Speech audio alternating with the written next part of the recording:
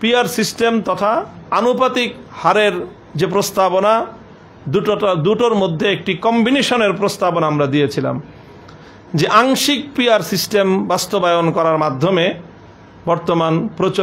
বর্তমানে বাংলাদেশের রাজনীতির ক্ষেত্রে যে একটি শূন্যতা এবং দুর্বলতা সেটাকে যেন পূরণ করা হয়। সেক্ষেত্রে বাংলাদেশ খেলাফত মজলিসের স্পষ্ট প্রস্তাবনা ছিল যে আমরা এমন একটা বন্দোবস্ত চাই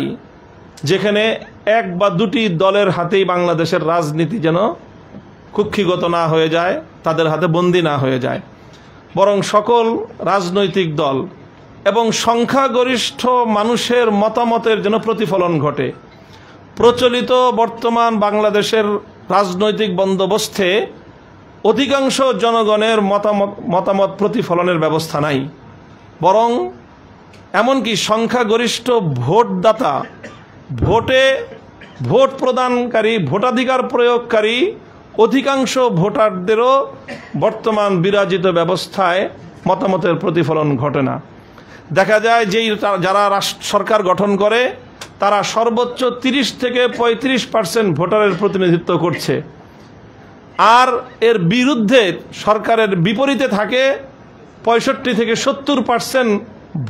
ভোটাধিকার প্রয়োগকারীর মতামত। কাজেই এই ধরনের শুভঙ্করের ফাঁকি বর্তমান বাংলাদেশের বিরাজমান এই রাজনৈতিক এবং নির্বাচন ব্যবস্থার মধ্যে রয়েছে। সেই জায়গাটাকে যে কোনোভাবেই সংশোধন করে, সংস্কার করে এমন একটা বন্দোবস্ত করা চাই যেন ভোটাধিকার প্রয়োগকারী অধিকাংশ মানুষের মতামতের যেন মূল্যায়ন হয় এবং তার ভিত্তিতেই যেন রাষ্ট্র সরকারের সকল প্রতিষ্ঠানগুলো গঠিত হয়, উচ্চকক্ষ নিম্ন কক্ষ সেভাবেই যেন নির্বাচিত হয়। সেই জন্য আমরা বর্তমান প্রচলিত চলমান নির্বাচন ব্যবস্থার সাথে আংশিক পিআর ব্যবস্থার সমন্বয়ের প্রস্তাবনা আমরা করেছি এবং বিশেষ করে প্রস্তাবিত উচ্চকক্ষে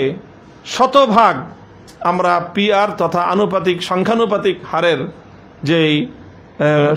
সংখ্যানুপাতিক হারে নির্বাচনের প্রস্তাবনা আমরা জোরালোভাবে জাতীয় ঐক্যমত্য কমিশনেও বলেছি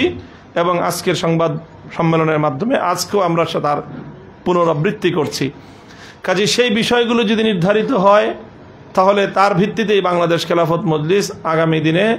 তার রাজনীতিতে অংশগ্রহণের কৌশল নির্ধারণ করবে যে কিভাবে নির্বাচনে অংশগ্রহণ করবে। 300 আসনেই বা সকল আসনেই নিজস্ব দলীয় প্রতীকে একক প্রার্থী দিবে না বৃহত্তর নির্বাচনী সমঝোতা বা জোটবদ্ধ করে নির্বাচনে যাবে, সেটা এই বিষয়টার উপর নির্ভরশীল এবং তার উপর ডিপেন্ডেন্ট। আমরা আশা করছি যে আগামী দিনে বাংলাদেশে সরকার প্রতিষ্ঠিত হবে, নির্বাচিত সরকার, জনগণের ভোটে নির্বাচিত হবে সরকার, সেই সাথে জনগণের ভোটেই শক্তিশালী বিরোধী দল গঠিত হবে, যাতে বিগত দিনের যেই ফ্যাসিবাদ তৈরির যে মোক্ষম উপায় ছিল, পথ ছিল, সেটা হলো বিরোধী দলকে সম্পূর্ণরূপে ধ্বংস করে দিয়ে একদলীয় বাংলাদেশের রাজনৈতিক বন্দোবস্ত প্রতিষ্ঠা করে সেই একদল ভিনদেশি এজেন্ডা বাস্তবায়নের মাধ্যমে দেশকে বিদেশি শক্তির কাছে বিক্রি করে দেওয়ার পায়তারা চালিয়েছিল। বাংলাদেশ খেলাফত মজলিস দেশের স্বার্থে, জনগণের স্বার্থে আগামীর রাজনীতিকে দেশের পক্ষে, জনগণের পক্ষে, দেশের স্বকীয়তা, স্বাধীনতা রক্ষা করার লক্ষ্যে বাংলাদেশ খেলাফত মজলিস চায় যে আগামীর রাজনীতিতে সরকারের পাশাপাশি শক্তিশালী বিরোধী দলও থাকবে এবং তারা সরকারের গঠনমূলক সমালোচনার মাধ্যমে